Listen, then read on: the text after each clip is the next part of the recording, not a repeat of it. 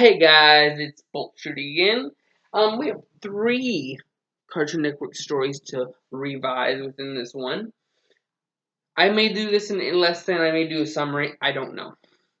Um, so I'm just gonna make this a playlist of in less than slash summary because I don't need all this.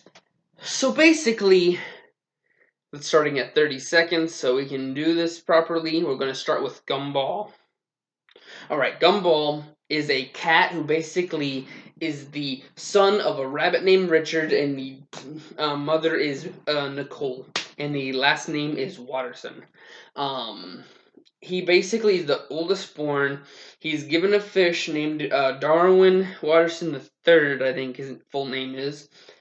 He's basically a fish that that after a whole bunch of goldfish that kept dying, Darwin was bought from a magic van on the back alley that actually turned out to be a magic fish that was given life because Gumball and him became best friends and had a huge magical thing.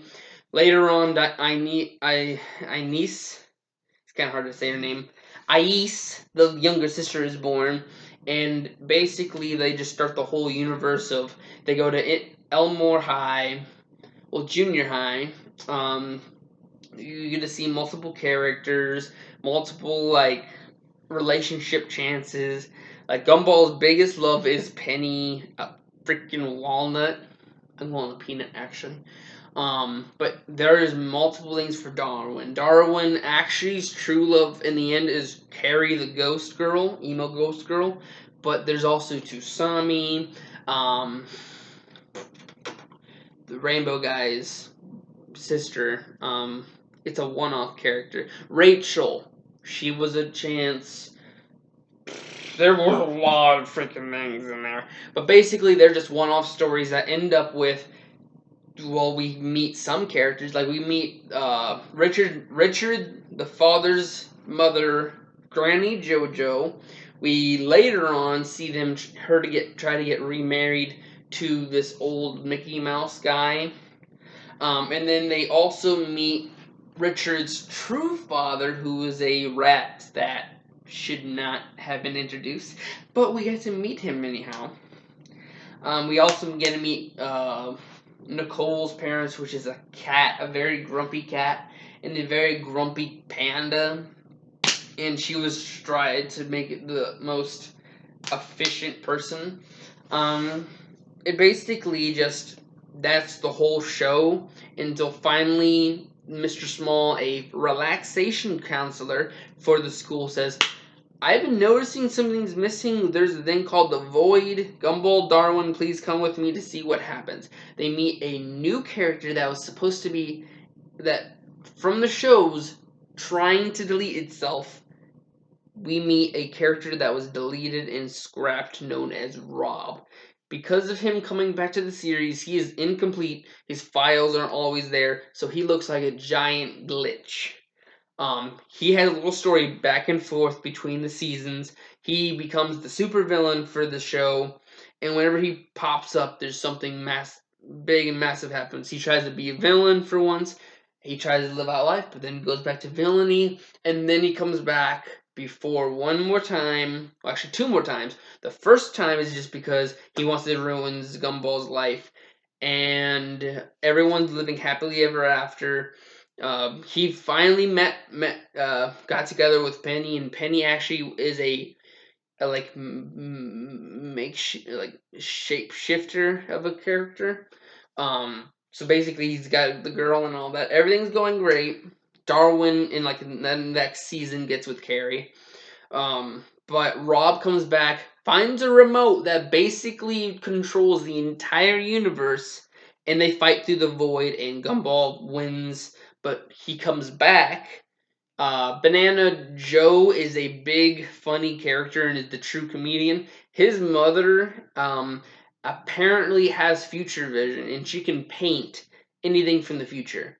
And Rob is like, can you paint stuff from the future?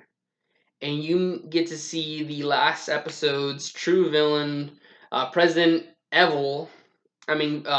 Superintendent Evil. You get to see the void. You get to see Rob falling into the void, and then you see the Watterson's family running through the void. holding together. And then, the whole build up until finally in the Inquisition happens. It's been released and it's going to be on cable here soon. I don't have Cartoon Network because Spectrum. Um, Ta-da! It's been fun, but the void's coming for you. It's gonna delete the entire universe. Rob tries to do it by going under using Super Evil as his disguise, but it fails. He tries to basically turn all the characters into real life people to go into the real world and then come back when they find another dimension to live in. But of course, it fails because no one wants to listen to them, and Rob ends up falling in the void like we've seen in the banana um, mother's paintings. So basically, we don't know what's gonna happen. We haven't got the Wattersons running through the void yet, so that's hopefully another episode or a movie. Okay, next is the regular show. Mordecai and Renby, best friends, play video games, slack off when they're supposed to be working at a park. Benson, their boss, keeps threatening to fire them a few times, but they come back sooner or later. Skip some huge magical ape that somehow just says boopity boopity boop. I got everything in line. You got comedy relief, high five ghost, and then you got muscle man, muscle woman who becomes his muscle man's girlfriend. They have a kid, then they have multiple kids in like the 30 year after everything's done.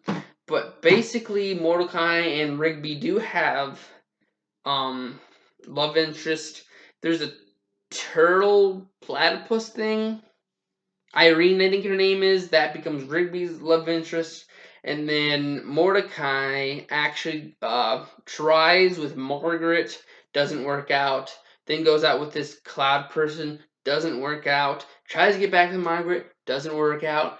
Then when the series is coming back together, because holy crap, the owner of the park, his son Pops, the Lollipop Land person, is actually a celestial being that should fight a twin evil brother who's also a celestial being that will destroy the universe and redo a whole giant Big Bang crap thing when they clash. So Pops and his brother just fly into the sun and they die. The end. Basically, that's how it is because it flash forwards in 30 years when Mordecai actually becomes happy and everyone's together. Alright, so regular show, Gumball, Adventure Time now. Humans, we screw up a lot. We already did. We still screw up because apparently we only have one of us left. Finn the human, his parents, one of them was a genius who actually kept some humans alive on a separate island away from the mainland, but she's a computer now. Finn the human has a father who created such a bad crime that he was put in a galactic prison forever. But basically, let's see here. Something goes off, makes the entire land of everything just poof. Everything is just a zombie wasteland. It does start over, but with fire elementals, ice elementals, candy elementals, slime elementals. Everyone is just in a different thing. There are so many different creatures. There are of course things like unicorns and all that, and there's dogs that talk. Jake the dog is a co-star to Finn the human, and they basically go on adventures, killing a whole bunch of things, destroying villains, including a big villain known as the Lich, who actually has a a hero to him, which was Billy, but then he died because the Lich wanted to take his body, and then they go in to meet this guy who's a celestial being known as Prismo, who can grant any wish, and he basically says, I want to just destroy the entire universe. Yep, yep, yep. Finn and Jake were unaffected by it because they were in the same room as when he made the wish. So they were still alive, and then ta-da! They are able to make a wish to counter the Lich. And, oh crap, they gotta go over and over again. Nothing works out. And then Finn just gets older and older. He's a teenager now, and he basically makes big man decisions of who he wants to date, and he ruins them all. Princess Gumball, too old. Flame Princess, just too aggressive. He lies in some of it. He tries with other people, doesn't work out. Then he meets Grass Wizard. Apparently, it works out then. We'll just have to see if there's ever like a little comic to continue that. But basically, whole war comes out between all the place. Apparently, Princess Bubblegum created people that actually were her family, but then they're like, yeah, we're gonna revolution against you. Yeah, no, you're gonna go into candy people that were in the background the entire time, and then when I turn you back to people, hello, there's a huge war between two huge things. By the greatness that is this chaos, there's another freaking celestial coming in.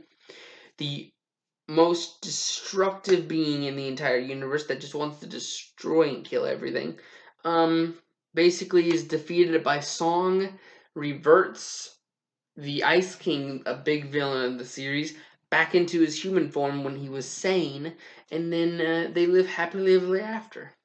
And then just maybe hundreds of years later, the only character that's living, well, actually two characters are living.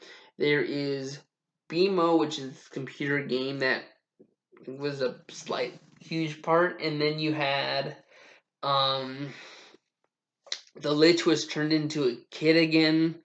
He was supposed to turn evil, but then he's like, yeah, no, I'm gonna stay good.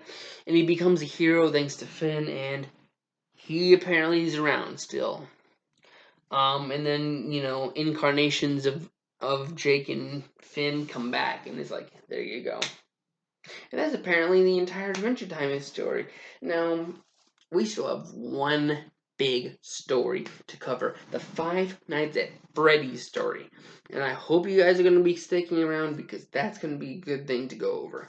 And I hope you guys like this video. Throw a thumbs up if you did, subscribe button if you're content, go to Boulder to see the rest of my stuff. And I'll see you guys in the next video. Thanks for watching.